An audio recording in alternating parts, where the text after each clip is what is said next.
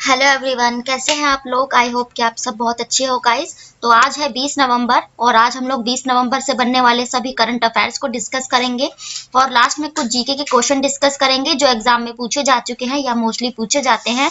और video start करने से पहले मैं आपको बता देती हूँ कि कल की वीडियो में भी मैंने गलती से ये मिसप्रिंट हो गया, उसमें 20 नवंबर लिखा हुआ था और वो 19 नवंबर की ही वीडियो है। ठीक है, और आज 20 नवंबर की ये वीडियो है। ठीक है, चलिए स्टार्ट करते हैं। आपका फर्स्ट क्वेश्चन, आज का फर्स्ट क्वेश्चन है किस राज्य में उम्मीद योजना ग्रामीण महिलाओं की आकांक्षाओं की मदद कर रही है। यानी कि अभी कौन सी एक उम्मीद योजना आई है, ये ग्रामीण महिलाओं को सशक्तिकरण के लिए है। तो इसका राइट आंसर हो जाएगा जम्मू कश्मीर। जम्मू कश्मीर राज्य ने वुमेन्स एम्पावरमेंट के लिए, यानी कि जो भी महिलाएं जो है काम करना चाहती हैं, कुछ घर से ही कोई स्टार्टअप वगैरह लगाना चाहती है, तो उसके लिए अपनी आजीविका चलाने के लिए उनको जो लाइवलीहुड मिशन किया गया है, ये ग्रामीण महिलाओं के लिए जम्मू कश्मीर द्वारा तैयार किया गया है। जम्मू कश्मीर की बात आई है, इसकी राजधानी हो जाएगी श्रीनगर और श्रीनगर जो झेलम नदी के किनारे बसा हुआ है। और अभी हाल ही में जो जम्मू कश्मीर की एक सबसे फेमस लेक है डल लेक, जहां पर एसबीआई बैंक ने अपना पहला फ्लोटिंग एटीएम लगाया था, वहीं पर जो है ना इसी झील में, डल झील में अभी एक ना निवेशक दीदी, ये क्वेश्चन भी मैंने कराया था, निवेशक दीदी नाम से एक योजना, ये भी जो है महिलाओं से रिलेटेड ही उनको एम्पावरमेंट के लिए चलाई गई थी। जम्मू कश्मीर की जो बात करें तो जम्मू कश्मीर में करंट अफेयर्स क्या हुए, तो देखो अभी 32 साल पहले 32 साल बाद दोबारा से एक मल्टीप्लेक्स जो खोला गया वो यहीं खोला गया। और जम्मू कश्मीर में जो अनंतनाग, शेषनाग, ये सब जो जितने भी मैंने ट्रिक बताई थी कि जो जितने भी नाग लगते हैं ना, अनंतनाग, शेषनाग, ये सब जो है ना जम्मू कश्मीर में ही हो जाएंगे। और सबसे ज्यादा तो मीठे पानी की झील, वुलर झील जिसे आप कहते हो, तो ये वुलर झील भी जम्मू कश्मीर में हो जाएगी। डल झील वुलर कश्मीर, ये कश्मीर में ही हो जाएगी। ठीक है, तो ये सब जम्मू कश्मीर से इंपॉर्टेंट जो है रिलेटेड पार्ट है। अदर ऑप्शंस अगर डिस्कस करें तो अभी छत्तीसगढ़ में महिलाओं से ही रिलेट करके पढ़ेंगे। तो छत्तीसगढ़ की राजधानी है रायपुर और यहाँ के मुख्यमंत्री भूपेश बघेल। छत्तीसगढ़ में क्या योजना शुरू की गई थी, तो छत्तीसगढ़ में ना महिलाओं के लिए एक महतारी योजना शुरू करी गई थी, वहां पर भी ये ग्रामीण महिलाओं के लिए थी, उनके एम्पावरमेंट के लिए। ठीक है, राजस्थान की बात करें, राजस्थान की राजधानी जयपुर, जिसे पिंक सिटी के नाम से जाना जाता है। मुख्यमंत्री है यहाँ के अशोक सिंह गहलोत। राजस्थान की बात करें तो महिलाओं के सशक्तिकरण के लिए तो नहीं, लेकिन एक इसकी योजना थी अनुप्रीति योजना। ये अनुप्रीति योजना थी, ये कोचिंग सेंटर्स जो होते हैं ना, उनके लिए ये एक अनुप्रीति योजना लाई गई थी। ठीक है, और राजस्थान की सबसे बड़ी स्वास्थ्य कौन सी योजना है, एक चिरंजीवी स्वास्थ्य योजना राजस्थान की सबसे बड़ी स्वास्थ्य और इम्पोर्टेंट योजना है। तमिलनाडु की बात करें तो तमिलनाडु की राजधानी चेन्नई और एम के स्टालिन यहाँ के मुख्यमंत्री हो जाएंगे। तमिलनाडु में भी हाल ही में जो है इसने एक तमिलनाडु सरकार ने जो फ्री ब्रेकफास्ट होता है ना, जो मिड डे मील तो मिलता ही है स्कूलों में, लेकिन जो बच्चों को फ्री में नाश्ता भी जो प्रोवाइड कराने वाला पहला राज्य है, ये तमिलनाडु ही बन गया था। देख लेते हैं नेक्स्ट क्वेश्चन। नेक्स्ट क्वेश्चन है राष्ट्रीय प्रेस दिवस कब मनाया जाता है, तो नेशनल प्रेस डे ये मनाया जाता है 16 नवंबर को। 16 नवंबर को जो है मनाया जाता है, क्योंकि जो 16 नवंबर को और 1996 में, जुलाई 1996 को भारत में प्रेस परिषद की स्थापना की गई थी। आप लोगों ने जब पॉलिटी पढ़ी होगी तो उसमें पढ़ा होगा कि जो 16 नवंबर 1966 से जो प्रेस है उसने अपना जो है विधिवत अधिकार जो है शुरू कर दिया गया था, तभी से 16 नवंबर को प्रेस दिवस मनाया जाता है। क्योंकि उससे पहले प्रेस को जो है इतनी स्वतंत्रता नहीं दी जाती थी। आप लोगों को एक 1919 का रॉलेट एक्ट पता होगा, जिसमें कई जो है लोगों को निवारक नजरबंदी के तौर पर जो है वो बनाया गया था बंदी, और जिसमें प्रेस की स्वतंत्रता का भी हनन किया गया था। मतलब उनको भी कोई राइट्स नहीं दिए गए थे जिससे वो जो है ब्रिटिश सत्ता के खिलाफ जो है खबरें छाप सके। इसलिए फिर बहुत सारे संघर्षों के बाद आखिरकार 1966 में और 16 नवंबर को प्रेस की जो है स्थापना हो गई थी। अदर ऑप्शंस अगर डिस्कस करें डे से ही रिलेटेड, तो अभी 15 नवंबर को हमने क्या बनाया, तो भगवान जो बिरसा मुंडा की जयंती जो हमने मनाई है, ये 15 नवंबर को मनाई है। ठीक है, और 16 नवंबर को हमने एक और डे मनाया था, ये था टॉलरेंस डे, यानी कि वर्ल्ड जो सहिष्णुता जिसे कहा जाता है, सहिष्णुता डे और टॉलरेंस डे 16 नवंबर को। 11 नवंबर को हमने जो है ना शिक्षा दिवस, यानी कि ये जो वर्ल्ड एजुकेशन डे हम मनाते हैं, वो हमने मनाया 11 नवंबर को वर्ल्ड एजुकेशन डे, शिक्षा दिवस। 9 नवंबर को क्या मनाया, तो अभी 9 नवंबर को जो उत्तराखंड राज्य है उसने अपना जो है ना स्थापना दिवस मनाया है, क्योंकि उत्तराखंड की जो स्थापना है वो 9 नवंबर और 2000 में की गई थी। तो 9 नवंबर को उत्तराखंड सरकार ने अपना स्थापना दिवस मनाया है। और देख लेते हैं नेक्स्ट क्वेश्चन। नेक्स्ट क्वेश्चन है, किस देश ने हाल ही में पहला बिली जीन कप 2022 जीता है? तो इसका राइट आंसर हो जाएगा स्विट्जरलैंड।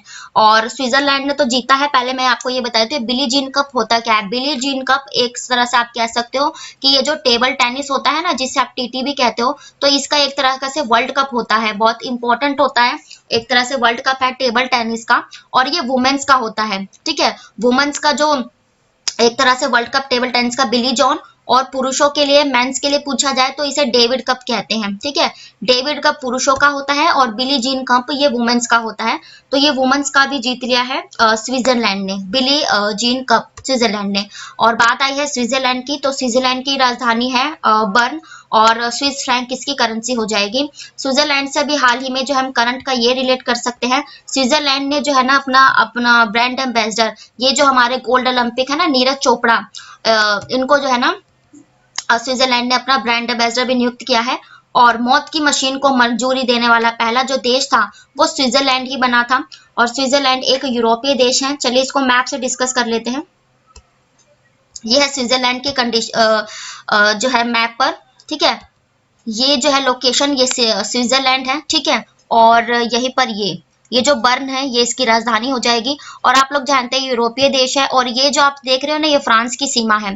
ठीक है, फ्रांस की सीमा, तो फ्रांस और ऑस्ट्रेलिया की सीमा से लगता हुआ यहाँ पर एक जूरा पर्वत जाना जाता है, क्योंकि आपने एक ज्यूरिक पढ़ी होगी। हाँ, ये यहाँ पर ये देख रहे हो ना, ज्यूरिक, ज्यूरिक जो क्षेत्र है, इसी के नाम पर यहाँ पर फ्रांस और स्विट्जरलैंड की सीमा साझा करते हैं, एक ज्यूरिक पर्वत है। ठीक है, और ये सारा जो क्षेत्र आप देख रहे हो ना, ये सारा स्विट्जरलैंड का क्षेत्र, ये आल्प्स की पहाड़ियों से घिरा हुआ रहता है। ठीक है, आल्प्स की जो पहाड़ियां पर्वतमाला है वो स्विट्जरलैंड के यहीं पर हो जाएंगी। ठीक है, देख लेते हैं नेक्स्ट क्वेश्चन। नेक्स्ट क्वेश्चन है, किस राज्य ने हाल ही में पंचायत विस्तार से अनुसूचित क्षेत्र पैसा अधिनियम लागू किया गया? इंपॉर्टेंट है, मोस्ट इंपॉर्टेंट क्वेश्चन की एक तो इसमें जीके कवर हो रहा है आपका, जो आपने पॉलिटी पढ़ी होगी तो उसमें होगा ये। तो पैसा एक्ट नियम, तो ये मध्य प्रदेश ने भी जो है ना अपने राज्य में लागू कर दिया है। और पैसा एक्ट के बारे में हम जान लेते हैं। पैसा एक्ट क्या था? जो पहले संविधान बनाया गया था उसमें पहले ना द्विस्तरीय व्यवस्था दी गई थी, और संसद और विधानसभा ने। इसके बाद तीसरी व्यवस्था पंचायती राज व्यवस्था की गई थी। और मैंने आपको पंचायती राज व्यवस्था के लिए जो ट्रिक्स बताई थी वो क्या थी? वो थी बैग्स, जो स्कूल बैग होता है। तो देखो तीसरी जो व्यवस्था थी ना, तीसरी, तो ये बलवंत राय मेहता समिति ये लाए थे तीन तरह की पंचायत। अशोक मेहता, ए से अशोक मेहता समिति, ये द्विस्तरीय लाए थे। ठीक है, और ये जो थे जीवी राव ने क्या कहा था कि ये जो पंचायत का कार्यकाल है ये 5 साल का होना चाहिए। और ये जो है ना सिंघवी समिति, कौन सी? सिंघवी समिति। और इन्होंने ही जो है ना ये जो है ये कहा था कि ये जो पैसा एक्ट है मतलब कि इसका विस्तार किया जाना चाहिए। ठीक है, तो ये था कौन? 4 समितियां हैं पंचायत से रिलेटेड, बैग्स, बलवंत राय, अशोक मेहता, जीवी राव और सिंघवी। बैग्स से आप रिलेट कर सकते हो। त्रिस्तरीय बलवंत राय, 2 स्तरीय अशोक मेहता, और जीवी राव ने कहा था 5 स्तरीय, और बढ़ाने के लिए कहा था ये सिंघवी समिति ने। तो फिर पैसा एक्ट, इसका जो है पूरी फुल फॉर्म होती है, ये होती है, एक सेकेंड, यहाँ पे मैंने लिखा भी होगा ना, हाँ, panchayat extension to schedule areas. Panchayat extension to schedule areas, इसकी मतलब कि जो पंचायत का क्षेत्र है वो जो है ना बढ़ाया जाए। मतलब पंचायत उसमें जो शेड्यूल्ड एरियाज, जो अनुसूचित क्षेत्र होते हैं ना, उनमें पंचायतों को लाया जाए। ठीक है, पंचायत के स्तर पर ही जो है उन जो राज्य है, जो क्षेत्र है, उनको भी आगे बढ़ाया जाए। तो शेड्यूल्ड एरियाज आप जो जानते हैं, शेड्यूल कास्ट होती हैं उनके लिए। तो panchayat extension to schedule areas, ये पैसा की जो है फुल फॉर्म हो जाती है। और अदर डिस्कस कर लेते हैं इसके बारे में। तो जनजातीय क्षेत्रों की परिस्थितियां भिन्न थी, इसलिए बाद में कौन सी समिति पूछे तो दिलीप भूरिया की अध्यक्षता में, यानी कि ये जो पैसा एक्ट है ये दिलीप भूरिया की समिति के अध्यक्ष में और 1986 में ये लाया गया था। ठीक है, पंचायती राज व्यवस्था में अनुसूचित क्षेत्र में विस्तार हुए पैसा कानून की शुरुआत हुई थी। कब हुई थी? तो ये 1986 में हुई थी। ठीक है, और ये जो अगर पूछा जाए कि जो पंचायत की जो वैसे शुरुआत है ये 1958 में, सॉरी 1959 में हो गई थी, पंचायती राज व्यवस्था 1959 में। और उसके बाद जो है ना त्रिस्तरीय की जो बात कर रही हूँ मैं, वो 1959 में शुरू हो गई थी, लेकिन ये जो पैसा एक्ट बना ये 1986 में बना। और अनुसूचित जाति और जनजातियों से आपने पढ़ा होगा, ये जो 5वीं और 6ठी अनुसूची है ना हमारे संविधान की, ये अनुसूचित जाति और जनजातियों से ही रिलेटेड है। कौन सी? 5वीं और 6ठी अनुसूची। तो पैसा एक्ट दिलीप भुरिया की समिति के द्वारा लाया गया था। मध्य प्रदेश की बात करें, ये यहाँ के मुख्यमंत्री हैं शिवराज सिंह चौहान, मध्य प्रदेश की राजधानी है भोपाल। ठीक है। और इसी भोपाल में अभी आप लोगों का सबसे इंपॉर्टेंट करंट अफेयर्स कि ये जो महाकाल लोक मध्य प्रदेश के उज्जैन में महाकाल लोक या फिर महाकाल कॉरिडोर की स्थापना, जो उद्घाटन नरेंद्र मोदी जी ने किया था। और भोपाल जो मध्य प्रदेश है वही जो है ना ये पहला राज्य है कि जो एमबीबीएस की पढ़ाई जो है हिंदी में प्रोवाइड करने वाला पहला राज्य है। भोपाल का ये मध्य प्रदेश ही बन गया है।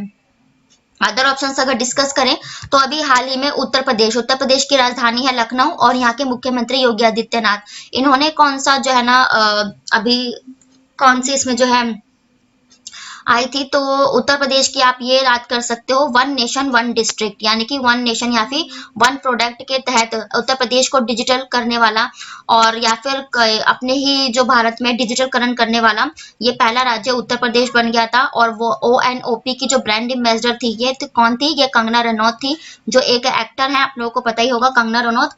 ONDC से जुड़ने वाली ये जो थी उत्तर प्रदेश ही था पहला राज्य। झारखंड की बात करें, झारखंड की जो राजधानी है रांची है, मुख्यमंत्री हेमंत जो सोरेन है वो है। और अभी इसने ना 75% या फिर 77% आप कह लो, तो 75% जो आरक्षण है, आरक्षण क्षेत्र जो जाति होते हैं उनके लिए 75% आरक्षण ये झारखंड ने दिया है। कर्नाटक की बात करें, कर्नाटक की राजधानी है बैंगलोर, मुख्यमंत्री है यहाँ के बसवराज बोम्मई। तो इसने कर्नाटक ने भी अभी जो हाल ही में एससी जो क्षेत्र होते हैं उनके लिए 2% और एसटी वालों के लिए 4% आरक्षण की घोषणा अभी हाल ही में कर्नाटक राज्य ने भी की थी। तो आपका पंचायत से रिलेटेड भी डिस्कस हो गया। देखते हैं नेक्स्ट क्वेश्चन। नेक्स्ट क्वेश्चन है, ये भी इंपॉर्टेंट है, नीति आयोग के पूर्णकालिक सदस्य के रूप में किसे नियुक्त किया गया? तो इसका राइट आंसर हो जाएगा अरविंद विरमानी। अरविंद विरमानी जो है ना, इन्हीं को नीति आयोग के जो है ना पूर्णकालिक सदस्य के रूप में स्थापित किया गया। आप लोग जानते हैं नीति आयोग ये जो है ना नीति आयोग योजना आयोग की जगह पर कब लाया गया था? तो ये 1 जनवरी 2015 में इसकी स्थापना की गई थी योजना आयोग के तौर पर। पहले योजना आयोग था, बाद में इसको नीति आयोग कर दिया गया था। और नीति आयोग का मुख्यालय हेडक्वार्टर ये न्यू दिल्ली में हो जाएगा। ट्रिक है कि एन से न्यू नीति आयोग और एन से ही न्यू दिल्ली, तो ये नीति आयोग ने की। और नीति आयोग के जो ये सीईओ है ये भी अभी हाल ही में बनाए गए थे, 1-2 महीने पहले, तो ये थे परमेश्वरन अय्यर नीति आयोग के सीईओ है। और अगर पूछे तो नीति आयोग के अध्यक्ष कौन होता है, तो ये भारत के जो प्रधानमंत्री होते हैं ना वही इसके अध्यक्ष होते हैं। प्रेजेंट में कौन हो जाएंगे? तो ये श्री नरेंद्र मोदी जी जो है वही इसके अध्यक्ष है। और उपाध्यक्ष पूछे तो उपाध्यक्ष है इसके सुमन बेरी उपाध्यक्ष है। नीति आयोग के अध्यक्ष कौन है? प्रधानमंत्री होते हैं। और उपाध्यक्ष सुमन बेरी है। परमेश्वरन अय्यर सीईओ बने हैं। और अब इसके जो पूर्णकालिक सदस्य है ये अरविंद विरमानी बन गए हैं। नीति आयोग की जो है बात हो गई। और नीति आयोग ने जो गुड गवर्नेंस इंडेक्स है नीति आयोग जारी करता है, ठीक है, तो ये सब इसी की रिपोर्ट है। अदर ऑप्शंस डिस्कस करें, गौरव द्विवेदी अभी प्रसार भारती के जो डायरेक्टर बने हैं, ठीक है, अध्यक्ष बने हैं ये प्रसार भारती के गौरव द्विवेदी।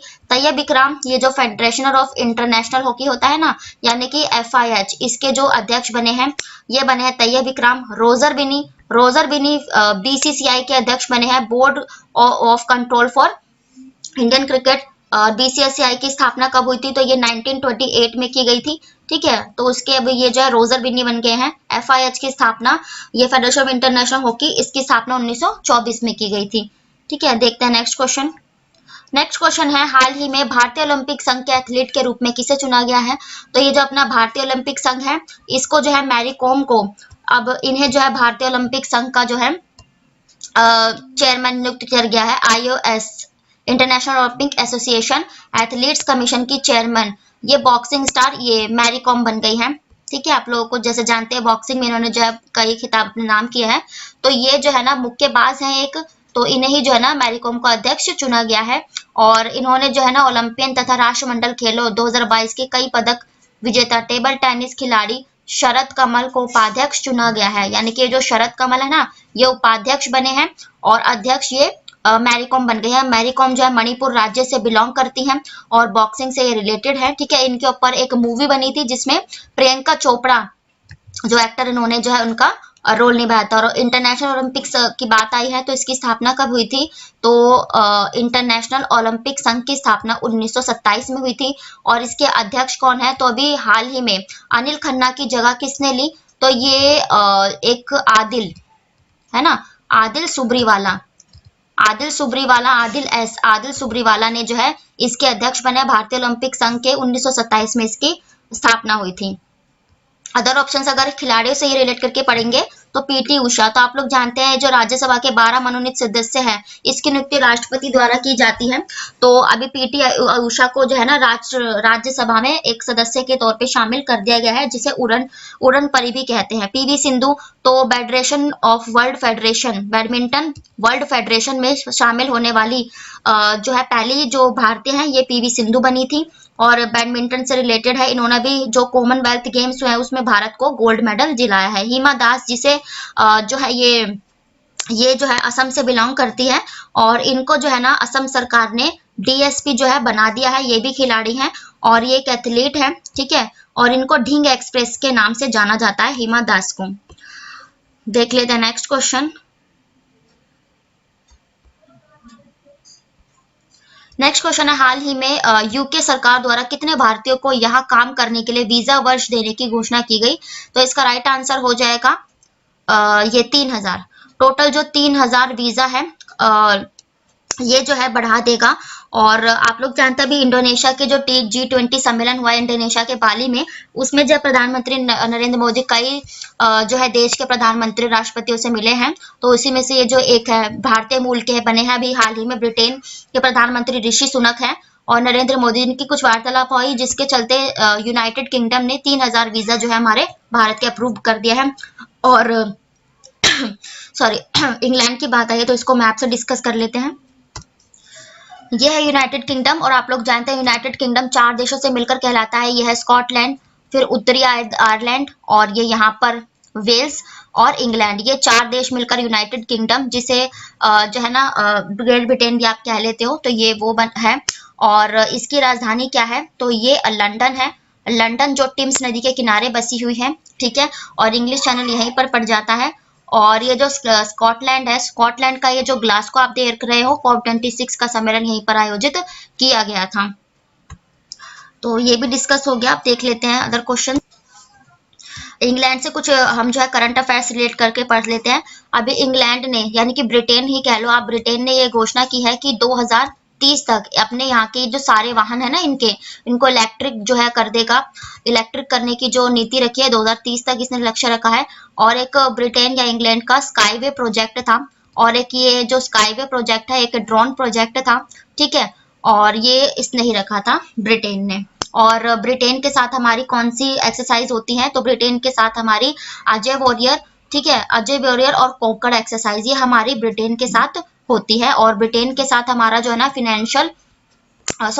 ट्रेड एग्रीमेंट है, मुक्त व्यापार जो संधि है, फ्री ट्रेड एग्रीमेंट, ये हमारा ब्रिटेन के साथ ही हो जाएगा। ठीक है, अदर ऑप्शंस अगर डिस्कस करें 235, तो अभी हाल ही में जो अमेरिका है जिसकी राजधानी वॉशिंगटन डीसी और यहाँ के जो राष्ट्रपति हैं ये कौन है? Joe Biden. कमला हैरिसन भारतीय मूल की वाइस प्रेसिडेंट। तो अमेरिका ने हमारे जो प्राचीन हमारी जो मूर्तियां हैं, जब विरासत की चीजें हैं, 235 कुल चीजें लौटाने की घोषणा की है। 1235, अभी 1235 ये संख्या इसने रखी है कि अभी जो हाल ही में आतंकवादी का जो सम्मेलन हो रहे थे भारत में, तो 1267 आतंकवादियों की लिस्ट जो है भारत ने तैयार की है। 5 लाख। तो ये जो यूनाइटेड नेशन सिक्योरिटी काउंसिल की जो बैठक हुई थी ना, जिसकी जो है ये अध्यक्षता ये भारत ने करी थी आतंकवाद के विरुद्ध, तो उसमें 5 लाख रुपए जो ये रक्षा के क्षेत्र में आतंकवाद से लड़ने के लिए भारत ने 5 लाख की राशि यूनाइटेड नेशन सिक्योरिटी काउंसिल को प्रोवाइड कराई थी। देखते हैं नेक्स्ट क्वेश्चन। नेक्स्ट क्वेश्चन है, मद्रास उच्च न्यायालय ने किस देश की company Johnson and Johnson baby powder को जो है बिक्री पर रोक लगा दिया, यानी कि बैन लगा दिया है? तो इसका राइट आंसर हो जाएगा ये शायद मद्रास से, एक सेकेंड, ये कुछ प्रिंटिंग मिस्टेक है। हाँ, तो ये ठीक है। तो ये एक अमेरिकी कंपनी है जॉनसन एंड जॉनसन, ठीक है। तो ये अमेरिका की राजधानी है वॉशिंगटन डीसी। तो यहीं पर जो है ना मद्रास हाई कोर्ट ने अभी जो है अपने यहाँ पर Johnson and Johnson baby powder आपने देखे होंगे, तो उन पर जो है बिक्री पर रोक लगा दी है। अमेरिका से हम कुछ जो है ना करंट के रिलेट कर लेते हैं। अमेरिका के साथ हमारी जो है एक्सरसाइज होती है वो होती है कोप इंडिया, वज्र प्रहार, मालाबार और एक युद्ध अभ्यास नाम का ही एक एक्सरसाइज होती है युद्ध अभ्यास। तो ये हमारी अमेरिका के साथ होती है। अभी अबॉर्शन बिल लाने वाला देश ये अमेरिका बना था, और गन अधिनियम पारित करने वाला ये जो अमेरिका ही बना था। और अमेरिका के साथ अभी तो बस यही है। और अमेरिका ने ना हमारे राज्य, एक आंध्र प्रदेश राज्य है ना, आंध्र प्रदेश राज्य भारत के, अमेरिका ने मिलकर इसके समुद्रों की सफाई का अभियान भी चलाया था, ठीक है। और अदर ऑप्शन से अगर डिस्कस करें कि कुछ प्रतिबंधित राज्यों को, तो देखो पाकिस्तान, तो ये आपने फाइनेंशियल एक्शन टास्क फोर्स के बारे में पढ़ा होगा। तो फाइनेंशियल एक्शन टास्क फोर्स ने अभी जो है पाकिस्तान को निगरानी सूची या फिर ग्रे लिस्ट से बाहर कर दिया है, ठीक है। और म्यांमार, तो यही फाइनेंशियल एक्शन टास्क फोर्स ने म्यांमार को अपनी ब्लैक लिस्ट में शामिल कर दिया है, यानी कि अब कोई भी देश जो है इसको लोन प्रोवाइड नहीं कर सकता। और फाइनेंशियल एक्शन टास्क फोर्स की लिस्ट में आने का मतलब ये होता है कि ये अपना जो देश का पैसा है वो आतंकवादी गतिविधियों में यूज करते हैं। अमेरिका डिस्कस हो गया। बात करें ईरान की, तो ईरान जो है ना 2020 से, ईरान और उत्तरी कोरिया ये 2020 से फाइनेंशियल एक्शन टास्क फोर्स की ब्लैक लिस्ट में ऑलरेडी शामिल है। और मद्रास हाई कोर्ट, मद्रास की भी बात कर लेते हैं। मद्रास ये तमिलनाडु में है, ठीक है। तमिलनाडु की जो राजधानी है वो हो जाएगी चेन्नई, ठीक है। और तमिलनाडु में इसके जो मुख्यमंत्री ये एम.के. स्टालिन हो जाएंगे। देखते हैं नेक्स्ट क्वेश्चन। नेक्स्ट क्वेश्चन है, इंपॉर्टेंट है। हाल ही में चंद्रमा, किस देश ने चंद्रमा पर मानव अनुकूल वातावरण का पता लगाने के लिए आर्टेमिस, ये ए है, ठीक है, आर्टेमिस जो मिशन फर्स्ट है ये लॉन्च किया है। तो ये मानव अनुकूल वातावरण का पता लगाने के लिए, सबसे पहले रीजन ही पूछा जाता है ना, तो मानव अनुकूल वातावरण का पता लगाने के लिए आर्टेमिस फर्स्ट मिशन ये जो है ना अमेरिका ने लॉन्च किया। अमेरिका की जो स्पेस कंपनी है ना नासा, उसी ने अभी जो है ना ये स्टार्ट किया है नासा ने।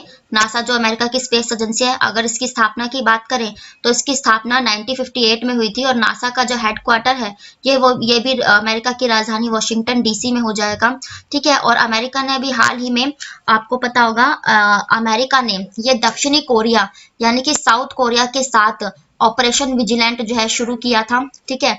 और अभी नासा ने अपना एक टेलीस्कोप भी जारी किया था थोड़ा टाइम पहले, जिसने जो है जो हमारे जो जितनी भी अंतरिक्ष में जितने भी उल्कापिंड वगैरह जितने ग्रह हैं उनकी सबसे क्लियर पिक्चर अब तक की ली थी। और अभी जो है बृहस्पति ग्रह होता है ना, जो जुपिटर जिसे आप कहते हैं, उसकी भी सबसे साफ तस्वीर अब तक की ये इसी के टेलीस्कोप ने लॉन्च की थी नासा ने, ठीक है। और अदर ऑप्शन अगर डिस्कस करें तो ये चाइना की राजधानी है ये बीजिंग, और शी जिनपिंग यहाँ के राष्ट्रपति हैं। चाइना ने भी अभी हाल ही में एक कुआफू 1 मिशन लॉन्च किया था। इसमें इसने सूर्य के रहस्यों का पता लगाने के लिए कुआफू 1 मिशन, और इसने आर्टिफिशियल और सन मून भी बनाया है। आर्टिफिशियल सन का क्या नाम है, ईस्ट, क्योंकि सूर्य जो है ईस्ट से, पूर्व से युक्त है ना, तो इसीलिए। और भारत ने भी अभी जो एक इसकी स्काई रूट, प्राइवेट जो स्काई रूट स्पेस एजेंसी है, स्काई रूट भारत की प्राइवेट एजेंसी, तो इसने भी अपना पहला जो है रॉकेट अंतरिक्ष में भेज दिया है, लॉन्च किया है। इसका नाम इसने विक्रम एस रखा था, ठीक है, स्काई रूट एरोस्पेस ने भेजा है। और भारत ने कहा है कि ये 2023 तक ये जो चंद्रमा 3 जो है ना मिशन, अपना चंद्रमा 3 चंद्रयान मिशन 3 2023 तक लॉन्च करेगा। यूएई, तो इसने अपने जो है ना सबसे पहला अभी मंगल मिशन तैयार किया है जिसका नाम है होप, ठीक है, मंगल मिशन होप, ये यूएई का है, यूएई है ना, जिसकी राजधानी अबू धाबी। नेक्स्ट क्वेश्चन है, हाल ही में किस पूर्वोत्तर राज्य में वांगला का 46वां संचरण आयोजन किया गया है? कि ये वांगला फेस्टिवल है जो ये मेघालय में मनाया जाता है। मेघालय जो हमारा सबसे ज्यादा उत्तर पूर्वी का एक राज्य है, और कहते हैं कि सबसे ज्यादा वर्षा यहीं होती है। तो ये वांगला फेस्टिवल मेघालय में मनाया गया। देख लेते हैं ये क्यों मनाया जाता है। तो ये जो है ना महोत्सव भारत के मेघालय के गारो लोगों के बीच में सबसे, मतलब गारो जनजाति का है, ठीक है, सबसे लोकप्रिय त्योहार है।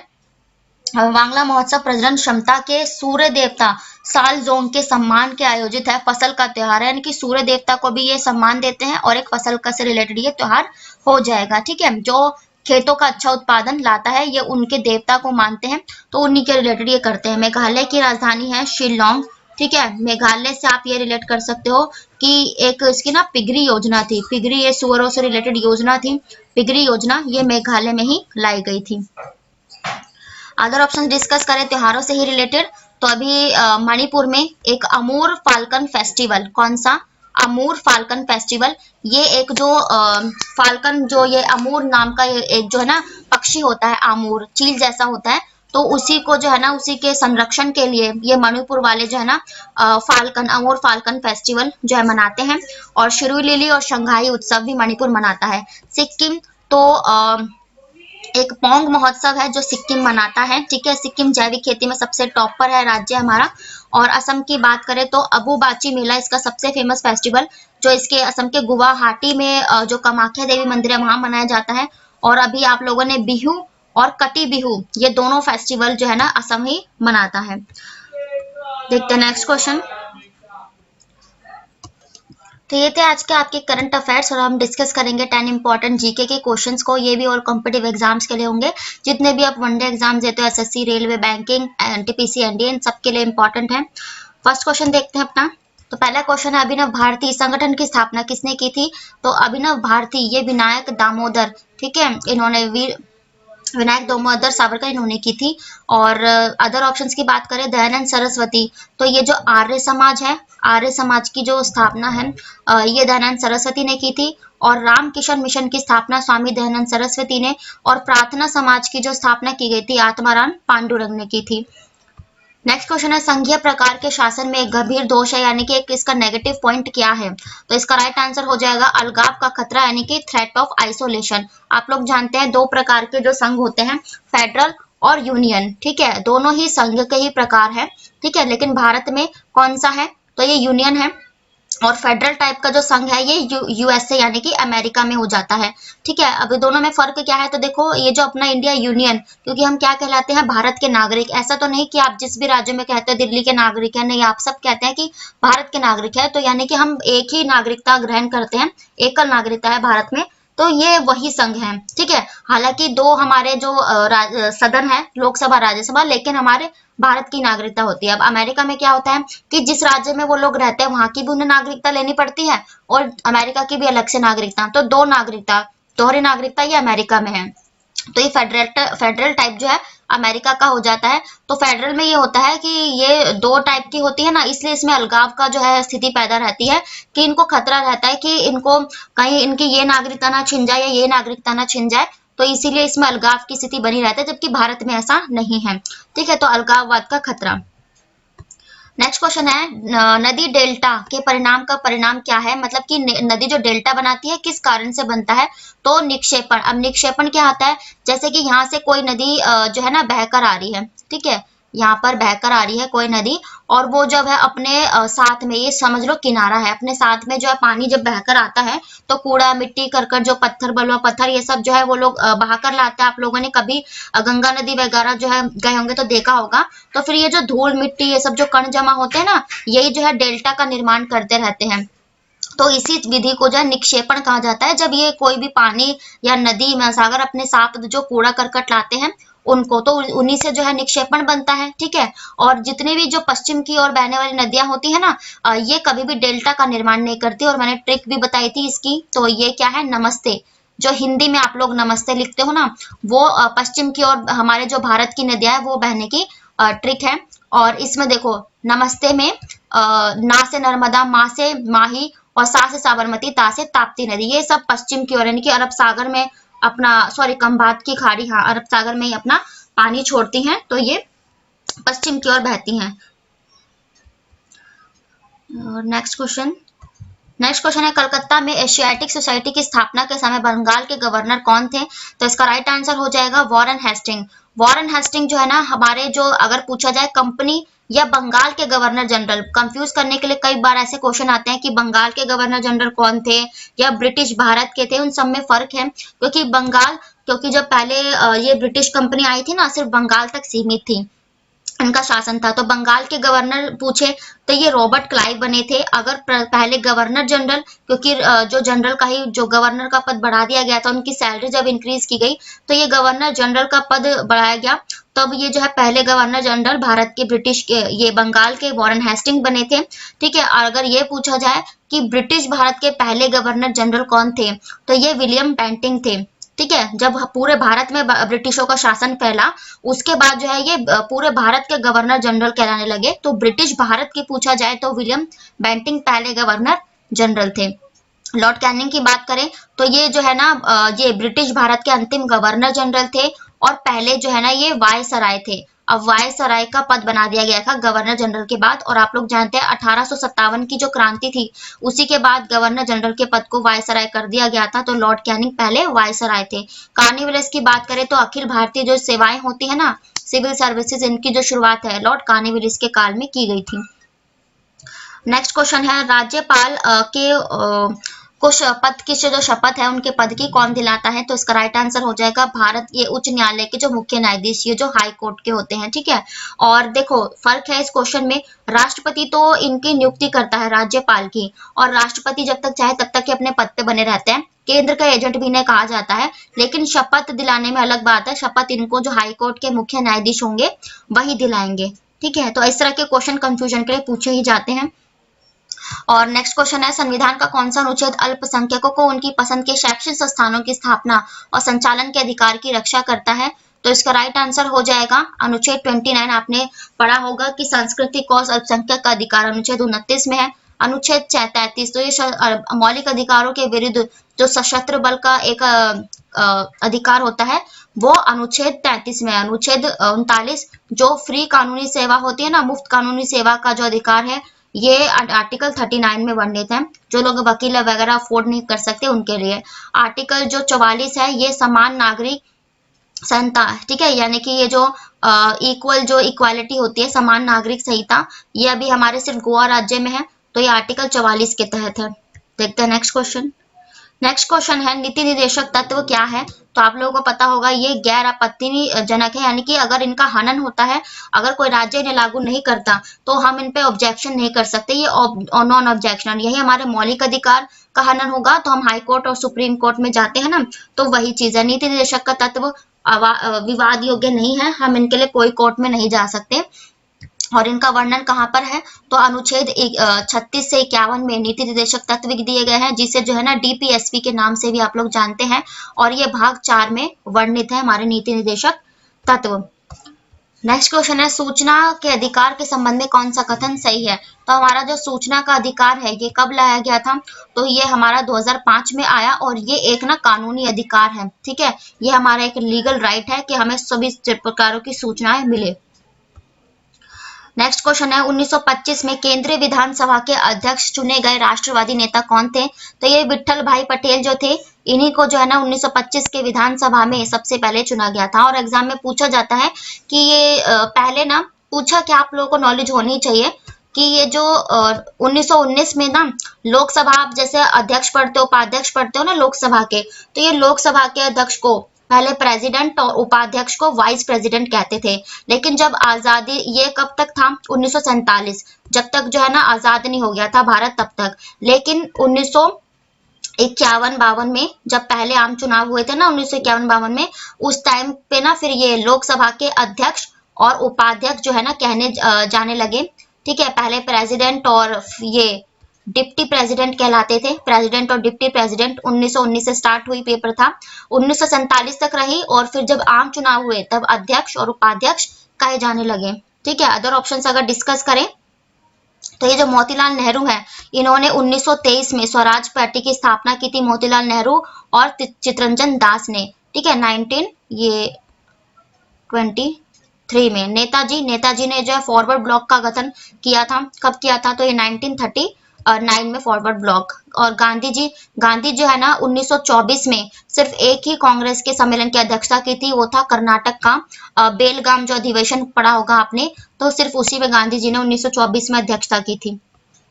नेक्स्ट क्वेश्चन देखते हैं, और हमारा आज का लास्ट क्वेश्चन है कि उप प्रधानमंत्री के पद का सृजन क्या है? तो ये देखो हमारे मूल संविधान में इसका वर्णन कहीं भी नहीं है, ठीक है। उप प्रधानमंत्री आप लोगों ने देखा होगा कि जो है ना, बस आगे जो जब चुनाव होते हैं तो पार्टी चाहे तो 4 लोगों को प्रधानमंत्री बना दे या फिर ना भी बनाए, तो इनका कोई वो नहीं है। ये बस इसलिए कि अगर मतलब कि कोई सहायक के लिए या फिर बस ऐसे ही नॉर्मल तौर पर ये बना दिए जाते हैं। ठीक है, तो इसलिए। और 42वां संशोधन, तो ये देखो 42वां संशोधन 1976 को मिनी संविधान भी कहा जाता है, क्योंकि कई तरह के जो विधान है इनमें जोड़े गए थे इससे, जैसे कि हमारे मौलिक कर्तव्य इसी संशोधन द्वारा जुड़े थे, और राज्यसभा का कार्यकाल 6 साल का जब किया गया तो ये भी इसी अनुच्छेद द्वारा, तो ये ऐसे। और 61वां संशोधन और 1979, ये क्या था, तो 61वें संशोधन 1979 के तहत पहले हमारी जो वोट देने का अधिकार या वयस्कता की जो आयु थी वो 21 वर्ष थी, और उसके बाद घटाकर 18 वर्ष कर दी गई थी। तो ये इसी संशोधन के द्वारा की गई थी। ठीक है, तो ये थे आज के आपके डेली के करंट अफेयर्स और स्टैटिक जीके के क्वेश्चंस। और मैंने पूरी कोशिश की है जितने भी जो है अदर फैक्ट डिस्कस हो सकते हैं, हर क्वेश्चन में से, हर ऑप्शंस में से मैंने डिस्कस किए हैं। और वीडियो पसंद आए तो प्लीज लाइक करें, कोई सुझाव हो तो कमेंट बॉक्स में जरूर बताएं, और चैनल को सब्सक्राइब करें ताकि नोटिफिकेशन आप तक पहुंच सके। थैंक यू वेरी मच, फिर मिलते हैं ऐसी ही वीडियो के साथ, तब तक के लिए bye, take care, Radhe Radhe.